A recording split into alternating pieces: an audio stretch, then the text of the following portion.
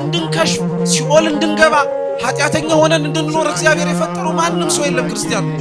ቢሆንም አኖሮ እድል ፈንታችን ጽዋ ተርታችን እንዲህ መሰብሰብ የማይሆንም ነበር። ሕይወታችን ሲመረን መግቢያ መውጫው ሲጨንቀን ራሳችንን እንሰራዋለን ያልነውን ጽድቅ መስራት አቅቶን አንሰራውም ያልነውን ኃጢአት ምለን ተገዝተን በኋላ ላይ ደግመን ደጋግመን ስናረገው ምናልባት እግዚአብሔር እኔን እንዲህ እንደሆነና ሲኦል እንድገባ ፈጥሮኝ ነው የሚል ሰው አለ።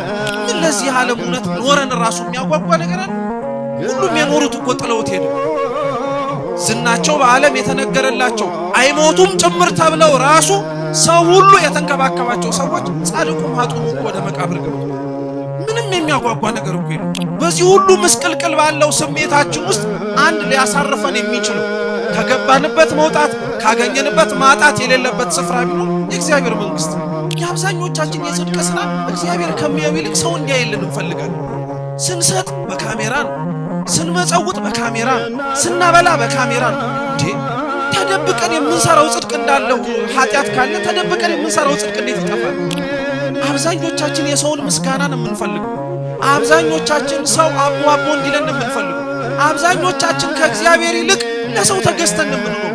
ይህ መስተካከል አለበት ክርስቲያኖች።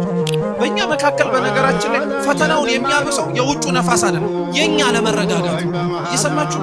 የኛ አለመረጋጋት፣ የኛ በጸጥታና በእርጋታ እግዚአብሔርን አለመጠበቅ፣ የኛ አለመጸለይ፣ አለመጾም፣ አለመስገድ፣ እውነተኛ ሆነን አለመኖር ነው ዋጋ የሚያስከፍል። በውጭ ያለውን ከምንሳቀቅ ውስጥ ያለነው እኛ በተስተካከልን ነበር ሁላችን። የዛን ጊዜ ላይ ውጩ አያስፈራንም ነበር። እውነት ለመናገር ተሰብስበን ጣት እየተቀሳሰርን ጥፋቱ የሷ ነው ከምንል የኔ ነው ብለን ብናለቅስ ምን አለ በበጀን ነበር። እኔ ነኝ ጥፋተኛው ብንል ኖሮ እንረጋጋ ነበር። ግን ማን ይላል ከኛ መካከል? አሕዛብማ ቢያደርጉት አይደንቀንም። ሲጀመር ባለቤቱን እስመች ተቀበሉት። ከኛው መካከል አይደለም እየበላን እየጠጣን ሞተን የምንነሳ የማይመስል አይነት ህይወት የምንኖረው እኮ እኛው ክርስቲያኖቹ። በጣም እኮ ነው የምናሳዝነው ክርስቲያኖች። አሕዛብ እንኳን አይተውን ከኛ ትንሣኤ ሙታን እንዴት ይሰበክላቸው? ጣታ እንኳን አንቀስር ክርስቲያኖች። እውነቴን እንምላለን። የሰውን ክፋት እያየን ከምንናገረው በላይ እኛ ያጠፋነው ከዛ በላይ ይብሳል። ሁላችንም ከበላይ ያሉትን እየጠቆምን እነሱ እንዲህ ባይሆኑ ብለን እንደተናገርን እኛም የወለድናቸውን በስነ ስርዓት ብናሳድግ ኖሮ እዚህ ደረጃ ላይ አንደርስም። ክርስቶስ ለኛ ሲል የከፈለውን ዋጋ እኛ ለሱ ስንል መክፈል አለብን። ተተፍቶበታል፣ ተገርፏል፣ ተገፍቷል። በመጨረሻም ደግሞ ዓለም ሁሉ እንዲያየው እንዲሳለቅበትም ከፍ ብሎ ተሰቅሏል።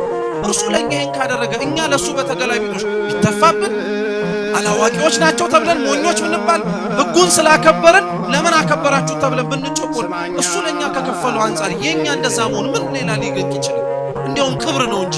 ከኃጢአት ይልቅ ልምድን ፍራ። ብዙ ነገር ከኃጢአት በላይ ልምድ ሆኖ መፍራት አቁም፣ መሳቀቅ አቁም። በረዓድና በእንቅጥቅጥ የምንገባበትን የቤተ ክርስቲያንን ደጅ በድፍረት እየዘለቅን መንገድ ጀመር። የእግዚአብሔር ድምፅ ተስፋ የምናደርገውም ጭምር ከሱ በቀር ከድምፁን ባሻገር ምንም ሊያጽናናን ሊያረጋጋን ወደ እርሱም ጭምር ስቦ ሊያመጣን የሚችል ምንም ነገር አይኖርም።